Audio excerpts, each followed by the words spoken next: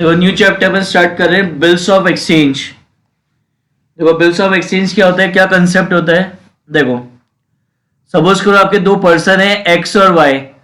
दो पर्सन है आपके एक्स और वाई। क्या हुआ, सबसे पहले एक्स ने वाई को सपोज करो एक्स ने वाई को 10,000 रुपीज के गुड्स 10,000 रुपीज के गुड्स क्या हुआ, क्रेडिट में सेल करे।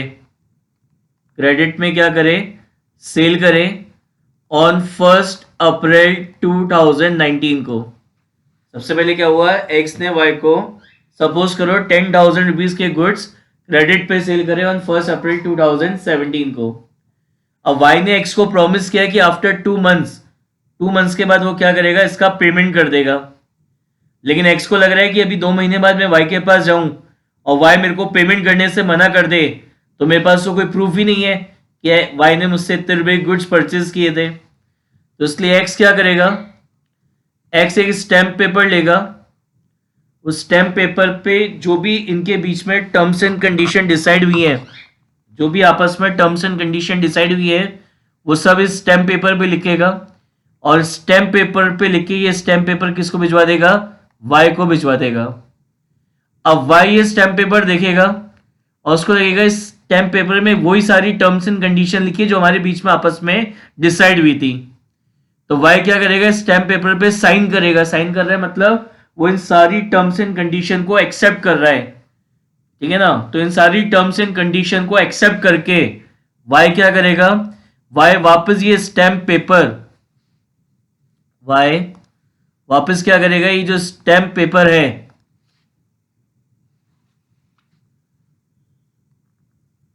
ये स्टैम्प पेपर क्या करेगा, वाई दोबारा किसको भिजवा देगा, एक्स को भिजवा देगा। तो एक्स के लिए स्टैम्प पेपर होगा बिल रिसीवेबल। एक्स के लिए स्टैम्प पेपर क्या होगा, बिल रिसीवेबल। और वाई के लिए स्टैम्प पेपर क्या होगा, बिल्स पेबल। वाई के लिए स्टैम्प पेपर क्या होगा, बिल्स पेबल। एक्स के लिए जो बी आर है ये इसका करंट एसेट होता है। ये इसका क्या होगा, करंट एसेट होगा। ये इसके लिए क्या है, करंट एसेट है। और वाई के लिए जो बिल्स पेबल है ये इसकी क्या है, करंट लाइबिलिटी है। ये इसकी क्या है, करंट लाइबिलिटी है, ठीक है। अकाउंटिंग लैंग्वेज में जो एक्स पर्सन है इसको अपन बोलते हैं ड्रॉवर। ये जो एक्स पर्सन है इसको बोला जाता है ड्रॉवर। और ये जो वाई पर्सन है इसको अपन बोलते हैं ड्रॉई। ड्रॉई या इसका दूसरा नाम होता है एक्सेप्टर। ड्रॉई या एक्सेप्टर। तो ये होता है आपका क्या, बिल्स ऑफ एक्सचेंज। क्या हुआ, सबसे पहले ड्रॉवर ने ड्रॉई को क्रेडिट पे गुड्स सोल्ड करे। फिर ड्रॉई ने प्रॉमिस किया था कि आफ्टर 2 मंथ्स के बाद वो पेमेंट करेगा। तो इसलिए हमारे ड्रॉवर ने क्या करा, कि स्टैम्प पेपर लिया, उसमें आपस में जो भी टर्म्स एंड कंडीशन डिसाइड हुई थी उन सारी टर्म्स एंड कंडीशन को लिखकर वो स्टैम्प पेपर किसको भिजवाया, ड्रॉई के पास भिजवाया। ड्रॉई ने इस स्टैम्प पेपर पे साइन कर रहा है मतलब वो इन सारी टर्म्स एंड कंडीशन पे एग्री है, एक्सेप्ट कर रहा है। और ये स्टैम्प पेपर साइन करके दोबारा किसको भिजवा दिया, एक्स को। तो जैसे ड्रॉई ये स्टैम्प पेपर पे साइन करके ये स्टैम्प पेपर किसको भिजवाएगा, ड्रॉवर को भिजवाएगा। तो ड्रॉवर के लिए स्टैम्प पेपर क्या कहलाएगा, बिल रिसीवेबल। और ड्रॉई के लिए स्टैम्प पेपर क्या कहलाएगा, बिल्स पेबल। इसके लिए ये इसका क्या है, करंट एसेट है। और इसके लिए ये इसकी क्या है, करंट लाइबिलिटी है, ठीक है। अब एक्स ने वाई को क्या प्रॉमिस किया था, जैसे 1 अप्रैल 2019 को क्रेडिट सेल हुई थी। तो एक्स ने वाई को क्या कहा था कि वो आफ्टर 2 मंथ्स, वो 2 महीने बाद क्या करेगा, पेमेंट कर देगा। 2 मंथ्स के बाद क्या करेगा, पेमेंट कर देगा। तो ये 2 मंथ्स कब ओवर होंगे, 1 अप्रैल से 1 मई, 1 मई से 1 जून। तो 1 जून 2019 को ये 2 मंथ्स ओवर हो गए। एक्स गया वाई के पास ये स्टैम्प पेपर लेके, ये बी आर लेके, बिल रिसीवेबल लेके। वाई ने कहा मेरे को तो याद ही नहीं था कि आज पेमेंट करना है। तो इसने क्या करा, एक्स ने वाई को 3 डेज और दे दिए, एक्स्ट्रा दे दिए 3 डेज और। ये जो 3 डेज और उसको वो दे रहा है, इसको बोलते हैं अपन ग्रेस पीरियड। क्या कहलाता है ये आपका, ग्रेस पीरियड। ये आपका कहलाता है ग्रेस पीरियड।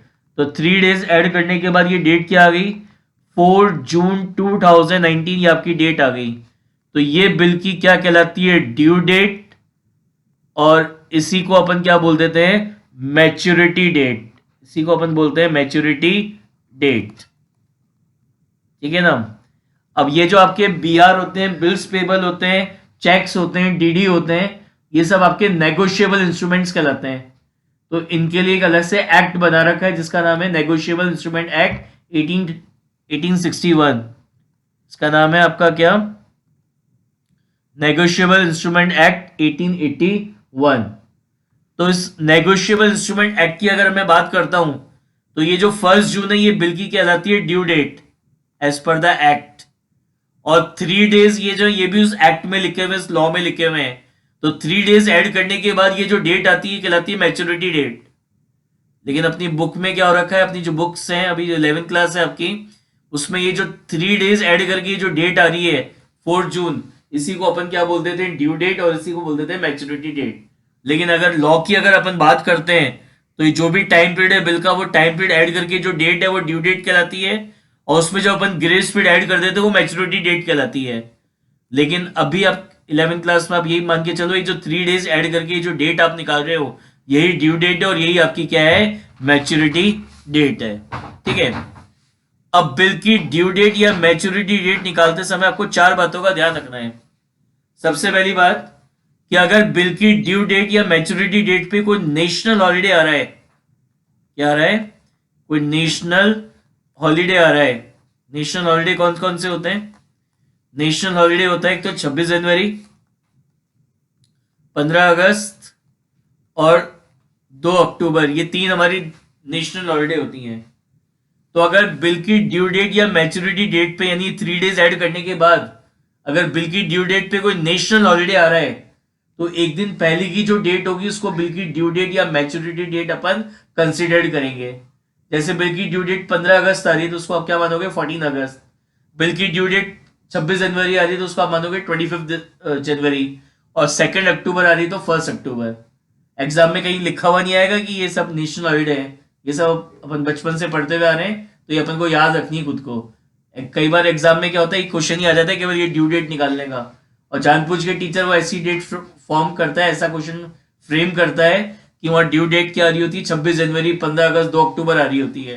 तो ये अब अपन को ध्यान रखना पड़ेगा कि जो एक दिन पहले की डेट है वो बिल्कुल क्या होगी, ड्यू डेट कहलाएगी, ठीक है। दूसरी चीज, अगर बिल की ड्यू डेट पे कोई इमरजेंसी हॉलीडे आ जाता है, यानी जो भी बिल की ड्यू डेट थी उस पर कोई आपका इमरजेंसी हॉलीडे आ गया, तो इमरजेंसी हॉलीडे अगर आ जाता है तो जो नेक्स्ट डे होगा, जो आपका नेक्स्ट डे होगा, उस नेक्स्ट डे को बिल की क्या होगा, ड्यू डेट अपन कंसीडर करेंगे। ये जो इमरजेंसी हॉलीडे इसके लिए लिखा होगा, जैसे सपोज करो आपका बिल का ड्यू डेट आ रहा है 10th अगस्त, तो नीचे क्वेश्चन में लिखा होगा नोट में कि 10th August is a emergency holiday, तो आपको ध्यान रखना है कि वो 10th की जगह क्या हो जाएगा, 11th अगस्त हो जाएगी, ठीक है ना। तो बिल की ड्यू डेट पे अगर कोई इमरजेंसी हॉलीडे आ रही है तो जो नेक्स्ट डे होगा उस नेक्स्ट डे को बिल का क्या मानेंगे अपन, ड्यू डेट कंसीडर करेंगे।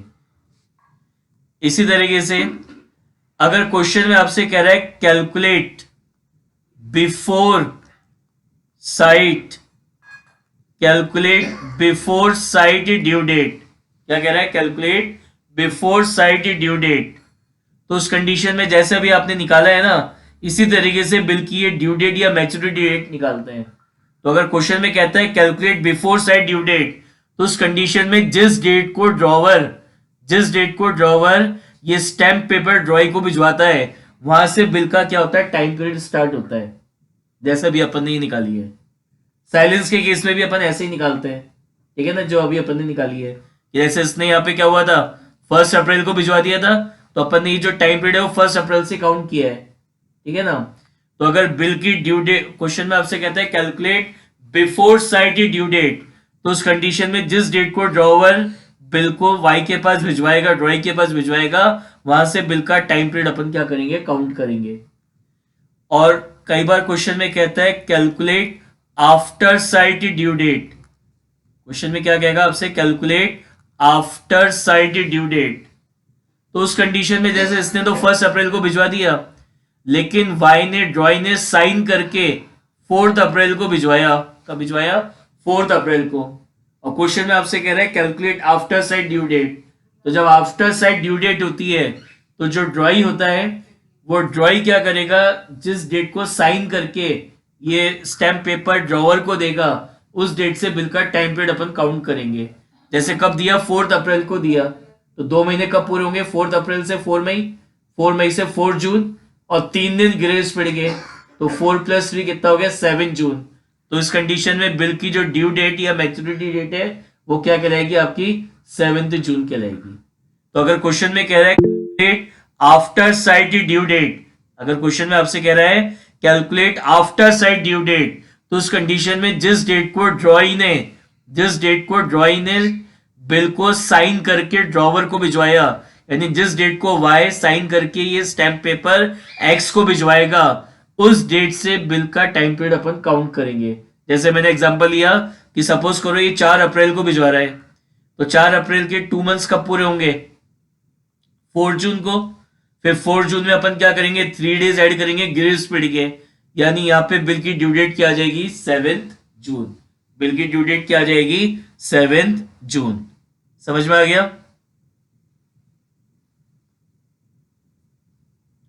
अब अपन को इस चैप्टर में क्या पढ़ना है?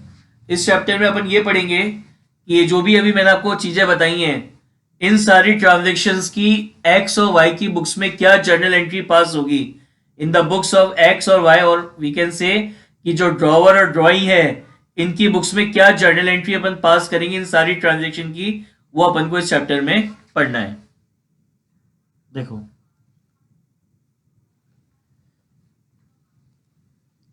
देखो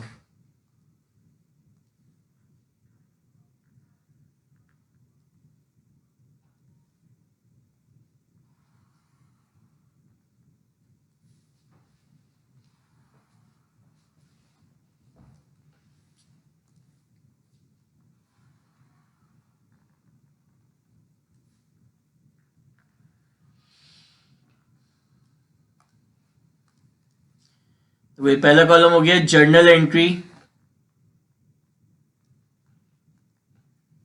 journal entries in the books of drawer. Drawer को अपन मान लेते हैं, नाम दे देते हैं एक्स, और यहां लिखते हैं journal entries. Journal entries in the books of ड्रॉई। Journal entry in the books of ड्रॉई। ड्रॉई कौन है? हमारा वाई। ठीक है।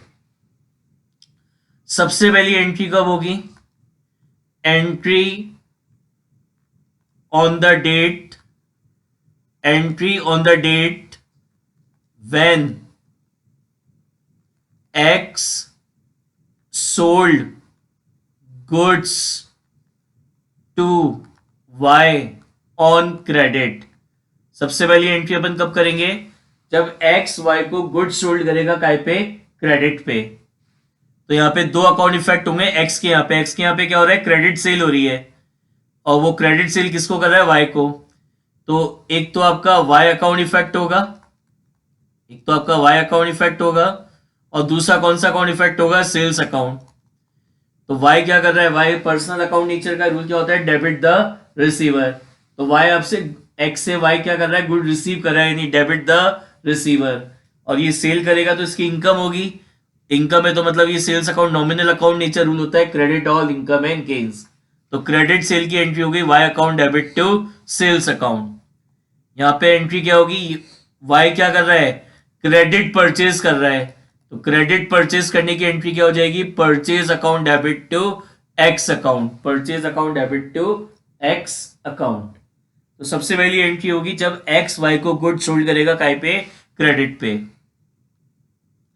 सेकेंड एंट्री अपन पास करेंगे व्हेन बिल इज ड्रॉन। जब आपका बिल ड्रॉ होगा। बिल को कब मानते हैं कि बिल ड्रॉ हो गया? बिल को ड्रॉ तब मानते हैं जब ये वाई यहाँ पे जो हमारा ड्रॉई है जॉय जब इस पे साइन करके, स्टैम्प पेपर पे साइन करके जब ये एक्स को भिजवा देता है, तब अपन मानते हैं कि बिल क्या हुआ है, ड्रॉ हो गया, बन गया है। उससे पहले स्टैम्प पेपर होता है, ठीक है ना। तो बिल को ड्रॉ करने की एंट्री क्या होगी, यहाँ पे दो अकाउंट इफेक्ट होंगे।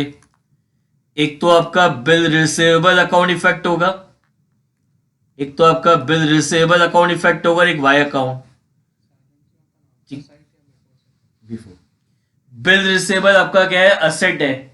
असेट है तो रियल अकाउंट नेचर रूल होता है, debit what comes in, credit what goes out. तो एक्स के पास क्या आ रहा है, बिल रिसीवेबल नाम का एक असेट आ रहा है, यानी डेबिट व्हाट कम्स इन, तो बिल रिसीवेबल अकाउंट हो जाएगा डेबिट। और वाई क्या है, पर्सनल अकाउंट नेचर रूल होता है, debit the receiver credit the giver. तो वाई दे रहा है ये बी आर, यानी क्रेडिट द गिवर। तो एंट्री हो जाएगी bill receivable account debit to Y. और यहां पे क्या होगा, दो अकाउंट इफेक्ट होंगे, एक तो एक्स अकाउंट इफेक्ट होगा और एक आपका बिल्स पेबल अकाउंट इफेक्ट होगा। तो एक्स आपका क्या है, पर्सनल अकाउंट नेचर रूल होता है, debit the receiver credit the giver. तो एक्स रिसीव कर रहा है, डेबिट द रिसीवर। और बिल्स पेबल इसकी लाइबिलिटी है, और बिजनेस में जब कोई लाइबिलिटी इंक्रीज होती है तो उसको अपन क्या करते हैं, क्रेडिट। तो इसलिए बिल्स पेबल अकाउंट हो जाएगा क्या, क्रेडिट। समझ में आई यहां तक की बात। अब यहां पे एक्स के पास ये बिल रिसीवेबल नाम का एक असेट है, एक्स के पास ये बिल रिसीवेबल नाम का एक असेट है। ये इसके साथ चार काम कर सकता है। सबसे पहला काम क्या करेगा, इसको ड्यू डेट तक अपने पास संभाल के रखेगा। ड्यू डेट आने पर एक्स ये बी आर लेके वाई के पास जाएगा और वाई को बी आर दिखाएगा, और वाई उसके बदले में एक्स को क्या करेगा, पेमेंट कर देगा। तो सबसे पहला काम क्या कर रहा है ये, when x when x retain when x retain the bill till the due date, कि x ने ड्यू डेट तक इस बिल को अपने पास संभाल के रखा। ड्यू डेट आने पर x ये बी आर लेके किसके पास गया, y के पास गया, और y ने क्या करा, इसको पेमेंट कर दिया। तो क्या एंट्री होगी, पैसा मिलेगा इसको। तो कैश ऑब्लिक बैंक अकाउंट तो हो जाएगा डेबिट, पैसा आ रहा है तो कैश ऑब्लिक बैंक अकाउंट तो कर देंगे अपन डेबिट। और ये जो हमारा बी आर है, बिल रिसीवेबल नाम का असेट जा रहा है, तो ये रियल अकाउंट नेचर है, रूल होता है debit what comes in credit what goes out. तो असेट जा रहा है, क्रेडिट व्हाट गोज आउट। तो बिल रिसीवेबल अकाउंट को कर देंगे क्या, क्रेडिट। तो एंट्री हो जाएगी आपकी क्या, cash oblique bank account debit to bill receivable.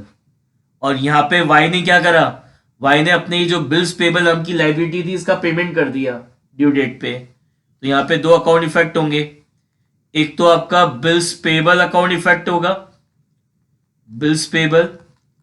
तो बिल्स पेबल नाम की लाइबिलिटी का पेमेंट कर दिया, यानी लाइबिलिटी कम हो गई, और लाइबिलिटी जब रिड्यूस होती है तो उसको अपन क्या करते हैं, डेबिट करते हैं। तो बिल्स पेबल अकाउंट तो हो जाएगा डेबिट, और पैसा जा रहा है तो to cash oblique bank account कर देंगे क्या, क्रेडिट। तो पेमेंट करने की एंट्री हो जाएगी bills payable account debit to cash oblique bank account. निकालो book, take out illustration number 3। Take out illustration number 3।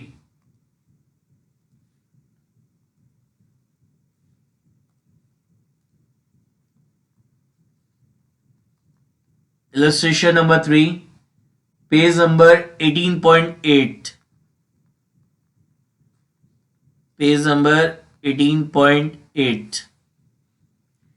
पढ़ो क्वेश्चन।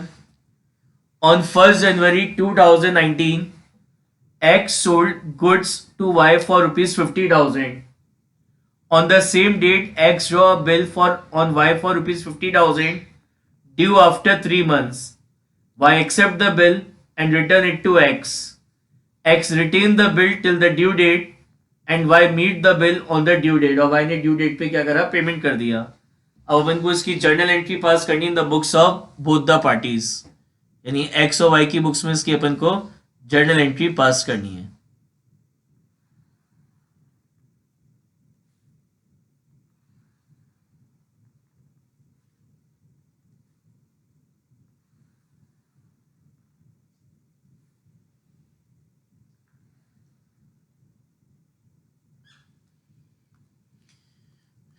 देखो ये तो हो गई एक्स और ये वाई। देखो इस क्वेश्चन को करने के तरीका ये होता है कि क्वेश्चन की एक एक लाइन पढ़ते जाओ, उसकी फिर जनरल एंट्री पास करते जाओ। जैसे फर्स्ट लाइन पढ़ो, कह रहे on 1 January 2019 X sold goods to Y for ₹50,000 कि 1 जनवरी 2019 को एक्स ने वाई को गुड्स सोल्ड करे कितने के? 50,000 रुपीज के। तो सबसे पहली एंट्री होगी 1 जनवरी 2019 को क्या हुआ? एक्स ने वाई को गुड्स सोल्ड करे कितने के? 50,000 के। तो एक्स की यहां पे एंट्री क्या हो जाएगी? Y account debit to sales account, Y account debit to sales account कितना? 50,000। और वाई की यहां पे एंट्री क्या होगी? 1 जनवरी 2019 को परचेज करने की एंट्री होगी। एंट्री हो जाएगी purchase account debit to X account 50,000। आगे बढ़ो। On the same date X draw a bill on Y, same date को एक्स ने वाई पे एक बिल बनाया कितने का? 50,000 का, ड्यू आफ्टर 3 मंथ्स, जिसको वाई ने एक्सेप्ट करके दोबारा क्या करा है? एक्स को दे दिया। तो जब वाई एक्सेप्ट करके एक्स को देगा मतलब बिल ड्रॉ हो गया। तो 1 जनवरी 2019 को बिल को ड्रॉ करने की एंट्री क्या होगी? एंट्री हो जाएगी बिल रिसीवेबल अकाउंट डेबिट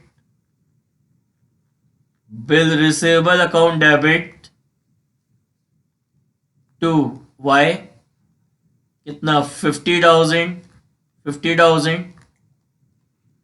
और 1 जनवरी 2019 को यहां पे क्या एंट्री हो जाएगी? X account debit to bills payable 50,000। आगे क्या कह रहा है? X retain the bill till the due date. अब इसकी ड्यू डेट निकालो पहले। तो 1 जनवरी को बिल ड्रॉ हुआ था और कितने मंथ्स का है? 3 मंथ्स का है।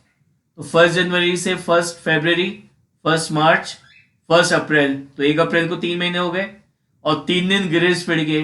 तो 1 अप्रैल में 3 दिन ग्रेस पीरियड के ऐड करेंगे, यानी कितनी आ गई ड्यू डेट? 4 अप्रैल। तो 4 अप्रैल 2019 को क्या हुआ? एक्स ये बीआर लेके किसके पास गया? वाई के पास। और वाई ने क्या करा? एक्स को इसका पेमेंट कर दिया। तो एंट्री क्या होगी पेमेंट रिसीव करने की? कैश अकाउंट डेबिट कितना? 50,000। Cash account debit 50,000 to bill receivable कितना? 50,000। और यहां पे क्या एंट्री हो जाएगी? 4 अप्रैल 2019 को bills payable account debit bills payable नाम की लायबिलिटी खत्म हो गई। तो bills payable account debit to cash कितना? 50,000। एंट्री हो जाएगी bills payable account debit to cash 50,000। समझ में आ गया क्वेश्चन? अब मैंने बताया था ये एक्स के पास ये जो बी आर है इसके साथ ये 4 काम कर सकता है। तो पहला काम तो ये हुआ कि ड्यू डेट तक इस बिल को अपने पास संभाल के रखा। ड्यू डेट आने पर एक्स ये बी आर लेके किसके पास गया? वाई के पास, रॉय के पास, और रॉय ने इसका क्या करा? पेमेंट कर दिया। अब दूसरा काम क्या है? जैसे अभी अपन ने क्वेश्चन किया, तो ये जो क्वेश्चन किया इसमें जो बी आर है वो कितने मंथ्स का बना था? 3 मंथ्स का बना था। कितने मंथ्स का? 3 मंथ्स का ये बी आर अपन ने ड्रॉ किया था। ठीक है ना? अब सपोज करो बिल के ड्रॉ होने के 1 महीने के बाद ही, आफ्टर 1 मंथ, क्या हुआ? एक्स को अर्जेंटली पैसों की रिक्वायरमेंट हो गई। अब वो वाई के पास जाएगा तो वाई तो पेमेंट करेगा नहीं। वाई कहेगा मैं तो कब पेमेंट करूंगा? 4 अप्रैल जो ड्यू डेट है उसी पे करूंगा, मेरे पास तो अभी अमाउंट है नहीं। लेकिन एक्स को क्या है? बहुत अर्जेंटली पैसों की रिक्वायरमेंट है। तो एक्स क्या करेगा? ये जो बी आर है ये बी आर लेके कहाँ जाएगा? उस बैंक के पास जाएगा जहां पे उसका करंट अकाउंट है, और बैंक को जाके क्या बोलेगा कि बोले ये जो बी आर है अभी इसकी 2 महीने है इसकी ड्यू डेट आने में, 2 महीने बाकी है ड्यू डेट आने में। तो तुम मुझसे क्या करो, ये जो बी आर है ये तो रख लो, मुझसे बी आर ले लो। इस बी आर का जो अमाउंट है वो मेरे अकाउंट में अभी क्या करो, मेरे अकाउंट में ट्रांसफर कर दो। और फिर ड्यू डेट पे ये बी आर लेके किसके पास जाना, वाई के पास जाना। और वाई क्या करेगा, 2 महीने बाद पेमेंट आपको दे देगा।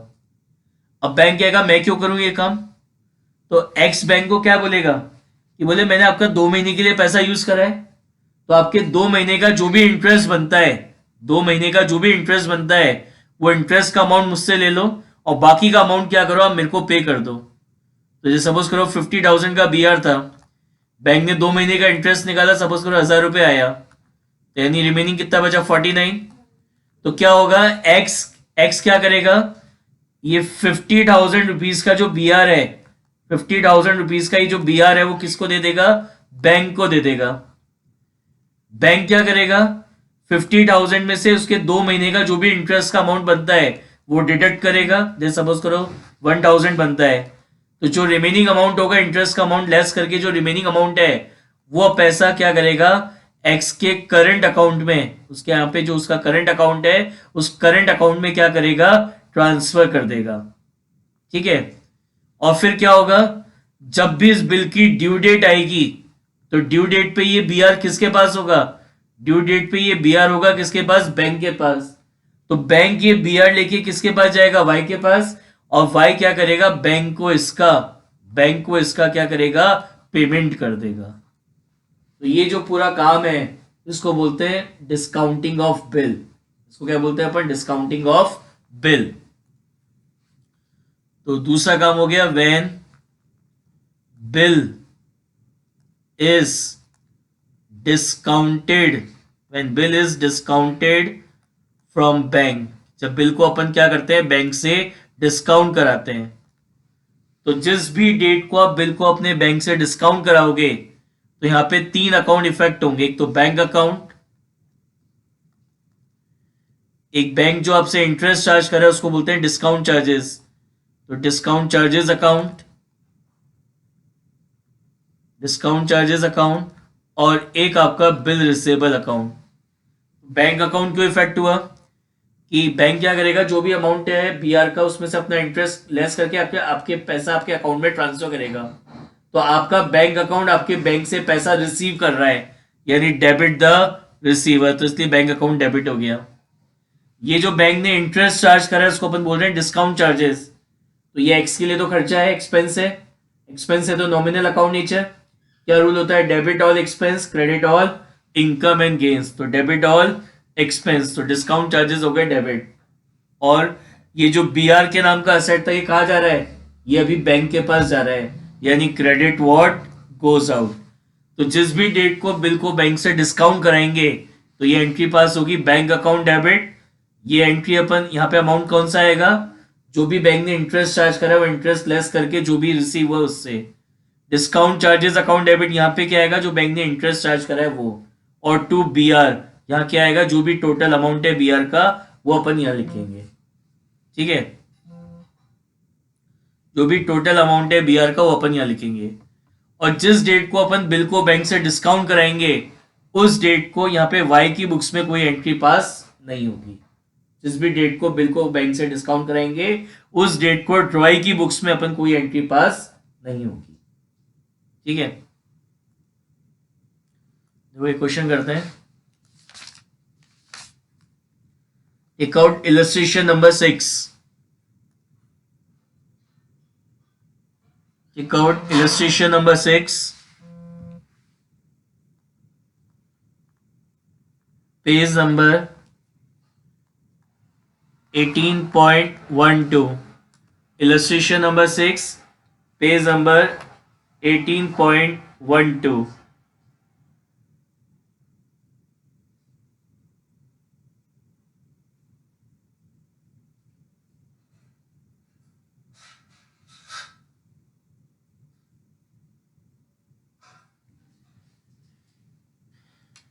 क्या कह रहा है, X sold goods to Y for rupees 10,000 on 15 March 2019. On the same date, Y accept a bill drawn upon him by X at 4 months for 10,000. X discounted the bill on 15th April 2019 at 18% per annum at his bank, and Y meet the bill on maturity. Make the journal entry in the books of both the parties. अपन को इसकी दोनों parties की books में क्या करनी है? Journal entry पास करनी है. देखो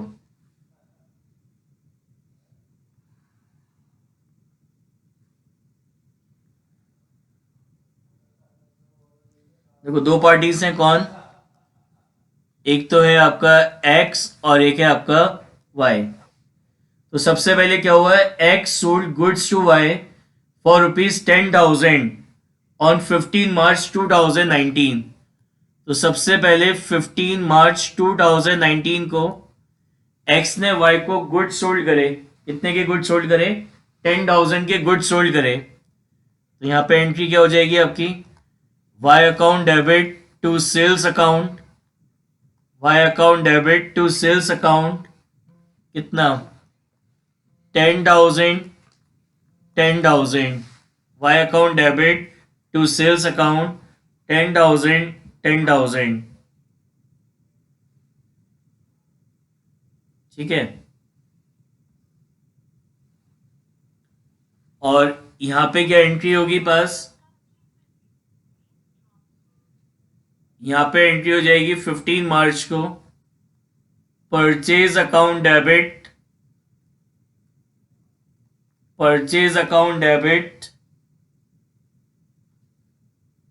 टू X अकाउंट. कितना? 10,000 10,000. Purchase account debit to X account. कितना? 10,000 10,000. आगे बढ़ो. On the same date X ने Y पे एक बिल बनाया जो कि Y ने एक्सेप्ट करके किसको दे दिया? X को.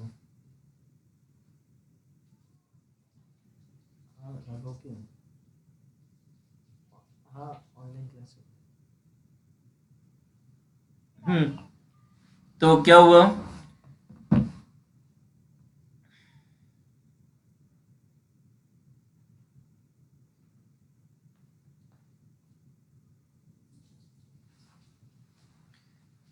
On the same date,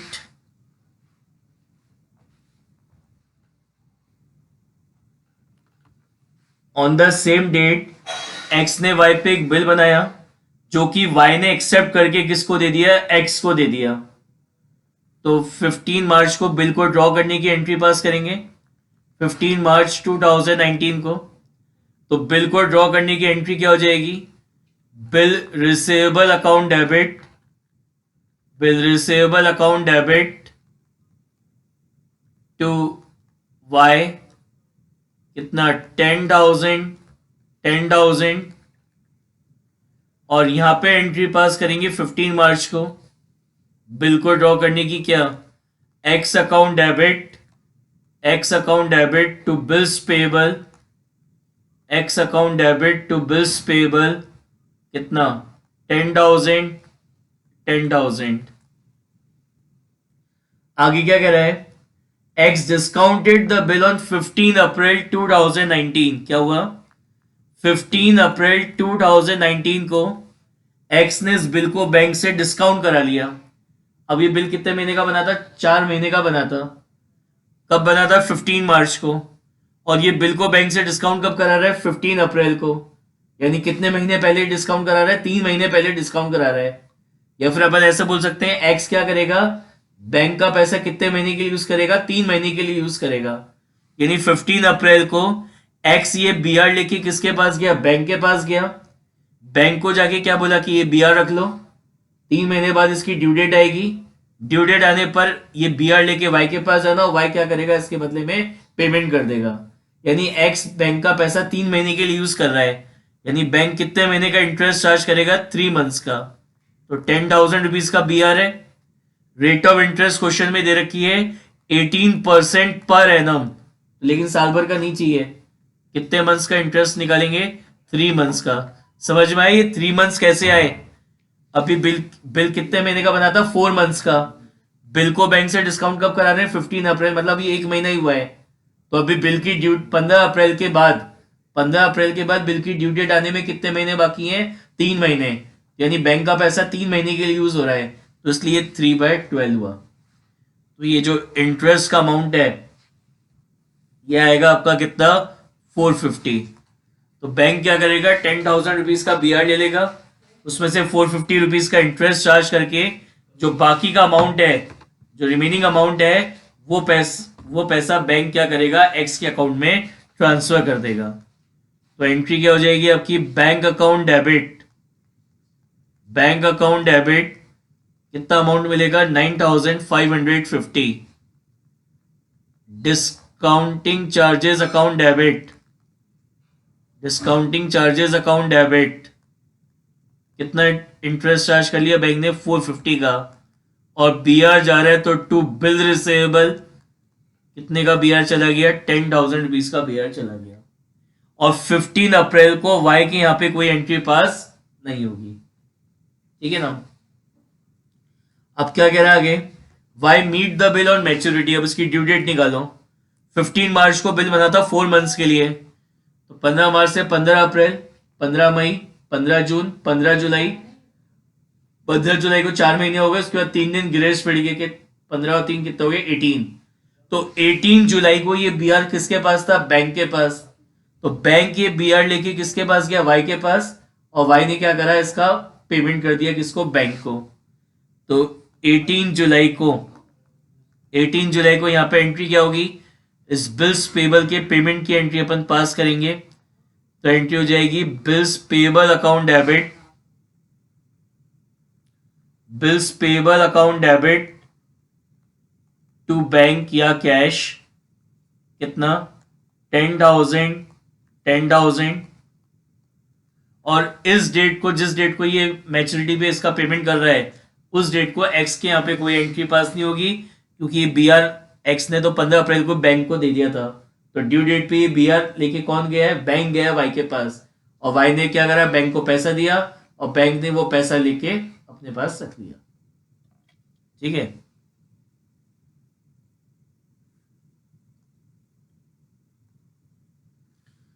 अब मैंने बताया था ये क्या कर सकता है? 4 काम कर सकता है। तो 2 काम तो हो गया, अब तीसरा काम। सपोज करो एक्स ने किसी जेड पर्सन से क्रेडिट पे गुड्स परचेज करे। एक्स ने किसी जेड पर्सन से क्रेडिट पे गुड्स परचेज करे, यानी एक्स को जेड को पेमेंट करना है। लेकिन एक्स ने जेड को क्या बोला? बोले मेरे अभी तो पैसा नहीं है, लेकिन मेरे पास क्या एक बिल रिसेबल नाम का एक असेट है, तो ये तुम रख लो। ड्यू डेट आने पर ये BR लेके किसके पास जाना? वाई के पास जाना, वाई के पास जाना। और वाई क्या करेगा? इसके बदले में पेमेंट कर देगा। और जेड इस चीज के लिए एग्री हो गया। तो इसको बोलते हैं एंडोर्समेंट ऑफ बिल। इसको क्या बोलते हैं? Endorsement of bill. और वो जो जेड पर्सन है जिसको वो BR दिया है, वो आपका कहलाता है एंड्रोसी। वो आपका क्या कहलाएगा? एंड्रोसी। तो यहां लिखेंगे when bill is endorsed, when bill is endorsed। तो 2 अकाउंट इफेक्ट हुए, एक तो आपका जेड अकाउंट और एक आपका bill receivable account. Z account और बिल रिसेवेबल अकाउंट। जेड क्या? आपका पर्सनल अकाउंट नेचर रूल होता है debit the receiver, credit the giver. तो जेड रिसीव कर रहा है यानी डेबिट द रिसीवर। और बिल रिसेवेबल नाम का असेट जा रहा है, तो क्रेडिट व्हाट? Goes out. तो एंट्री हो जाएगी Z account debit to bill receivable. और जिस डेट को ये बिल एंडोर्स करेगा, उस डेट को यहाँ पे वाई के यहाँ पे कोई एंट्री पास नहीं होगी। अब ड्यू डेट पे BR किसके पास होगा? जेड के पास। तो जेड ये BR लेके किसके पास जाएगा? वाई के पास। और वाई क्या करेगा? जेड को इसका पेमेंट कर देगा। तो उसको बोलते हैं एंडोर्समेंट ऑफ बिल। निकालो illustration number 7। Take out illustration number 7।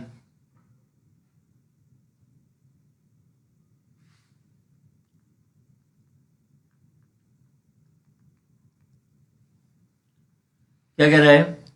Y owe 26,000 to X। Owe मतलब कि Y ने X से 26,000 भी ले रखे हैं। On 5 March 2019 he accept a bill for rupees 25,000 for 1 month drawn by X in full settlement of his debt.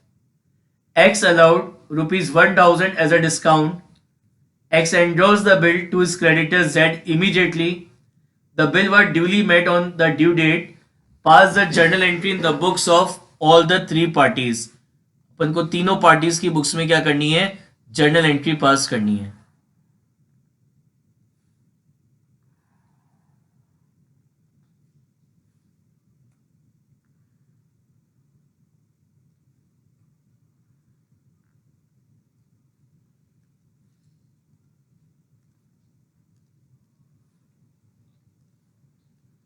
X Y और जेड. पढ़ो. Y owe 26,000 to X. Y ने पहले से क्या कर रखे हैं? 26,000 रुपीज एक्स से ले रखे हैं. फिर क्या हुआ? ऑन 5 मार्च 2019. 5 मार्च 2019 को क्या हुआ? ऑन 5 मार्च 2019 ही एक्सेप्ट, मतलब वाई ने क्या करा? एक्सेप्ट करा एक बीआर. कितने का? एक बिल 25,000 का 1 मंथ का, जो कि ड्रॉ किया था किसने? एक्स ने, in full settlement of his डेब्ट. तो क्या हुआ? 5 मार्च को एक्स ने वाई पे 25,000 रुपीज का एक बिल बनाया, जो कि वाई ने एक्सेप्ट करके एक्स को दे दिया. और ये जो बिल बनाए कैसे बनाए? In full settlement. तो वाई ने तो 26,000 ले रखे थे एक्स से, लेकिन क्या हुआ? 25,000 रुपीज देके बी आर बन गया इन फुल सेटलमेंट. यानी एक्स ने वाई को 1,000 रुपीज का क्या दे दिया? डिस्काउंट दे दिया. एक्स ने वाई को 1,000 रुपीज का क्या दे दिया? डिस्काउंट दे दिया. ठीक है ना, लिखा हुआ भी है X allowed 1,000 as a discount. तो अब यहां पे क्या एंट्री होगी बिल को ड्रॉ करने की? एक तो आपका बिल रिसीवेबल अकाउंट इफेक्ट होगा.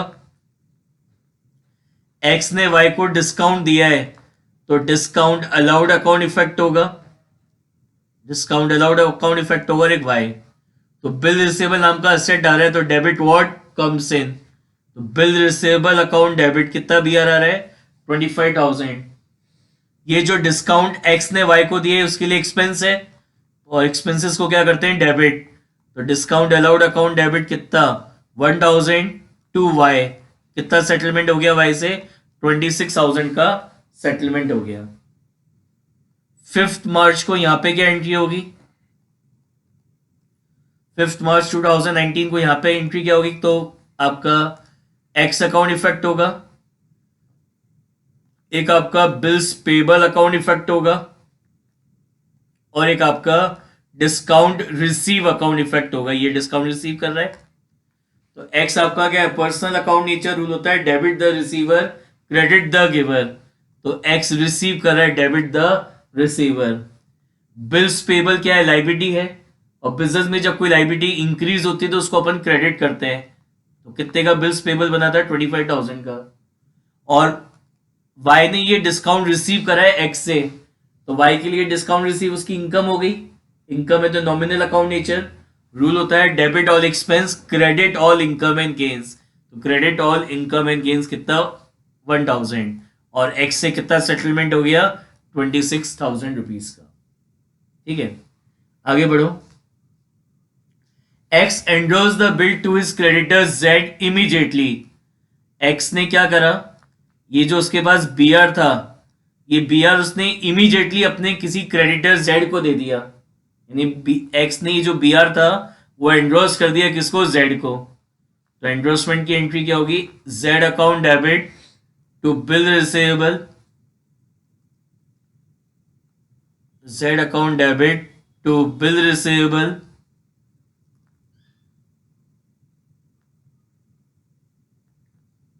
कितना? 25,000.